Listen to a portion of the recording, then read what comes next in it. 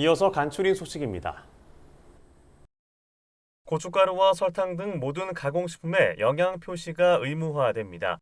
영양학적 가치가 없는 일부 품목을 제외한 사실상 모든 가공식품은 열량, 나트륨, 당류 등에 대한 정보를 담아야 합니다. 식품의약품안전처는 이 같은 내용이 담긴 시행규칙 개정안을 최근 입법 예고했습니다. 기존에는 182개 품목의 가공식품에만 의무적으로 영양을 표시해왔습니다.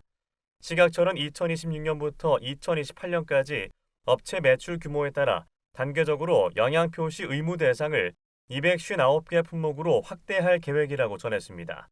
다만 얼음이나 침출차 등 영양 성분 함량이 매우 적거나 영양 성분 표준화가 어려운 제품은 영양 표시 대상에서 제외됩니다. 정부가 기획발전특구 투자기업에 대한 지원을 강화하기로 했습니다. 지역 투자 활성화 대책도 올해 안에 마련하기로 했습니다. 기획재정부는 김범석 기재부 제1차관 주재로 최근 정부 서울청사에서 제2차 시도 경제협의회를 열고 이 같은 내용을 논의했다고 밝혔습니다. 김 차관은 기회발전 특구에 투자하는 기업을 대상으로 인력 양성 지원을 포함한 추가 우대 방안을 검토할 예정이라고 밝혔습니다.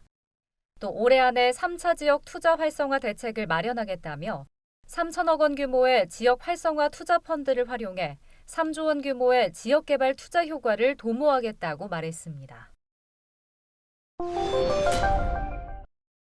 정부가 추석 성수기에 맞춰 10만 원 이하의 실속형 한우 선물 세트를 대폭 공급합니다. 박범수 농림축산식품부 차관은 최근 충북 음성에 축산물 공판장을 찾아 추석 성수기 축산물 가격과 수급 상황을 점검하며 이같이 밝혔습니다. 농식품부에 따르면 추석 성수기를 약 6주 앞둔 현재 한우는 출하 물량이 평년 대비 20% 이상 많고 돼지도 평년 대비 5% 정도 공급이 늘어난 상황입니다. 농식품부는 소비자들의 장바구니 물가 부담을 덜기 위해 매월 최대 50% 할인 혜택을 제공하는 소비 촉진 행사를 펼칠 계획입니다. 추석 성수기 기간에는 유통업체와 협력해 10만 원 이하의 한우 선물 세트를 확대하기로 했습니다. 성일종 국민의힘 의원이 각종 재해로 피해를 본 농가에 실제 품목별 피해액을 지원하도록 하는 내용의 농업재해대책법 개정안을 최근 대표 발의했습니다. 현행법상 농업재해 지원은 생계 구호와 영농 복귀를 위한 복구비를 일부 지원하는 데 그치고 피해 농작물에 대해선 지원하지 않습니다.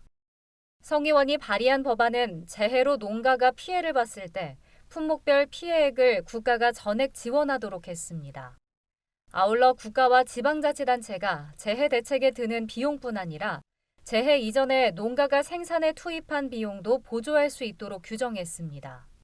성 의원은 법안이 국회를 통과하면 농가의 실제 피해액 수준의 복구 지원금이 지급될 것이라고 강조했습니다.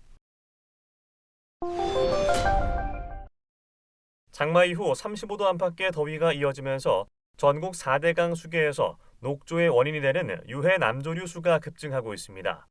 한국수자원공사와 국립환경과학원에 따르면 금강 수계 5개 지점과 낙동강 수계 3개 지점 등 8개 지점에서 조류 관심 단계가 발령됐습니다. 남조류 세포가 2주 연속 1ml당 1,000개체를 넘어서면 관심 단계, 1만 개체 이상이면 경계 단계, 100만 개체 이상이면 대발생이 발령됩니다. 대청댐 상류 3개 지점은 이번 조사에서 1ml당 1만 개체에서 4만여 개체의 남조류가 관측되면서 경계 단계 초입에 들어섰습니다. 다음 조사에서도 1만 개체 이상 관측되면 경계 단계가 발령됩니다. 농촌진흥청이 최근 파키스탄 국립농업연구원에서 코피아 파키스탄 센터 주관으로 무병 씨감자 생산시설 준공식을 개최했다고 밝혔습니다.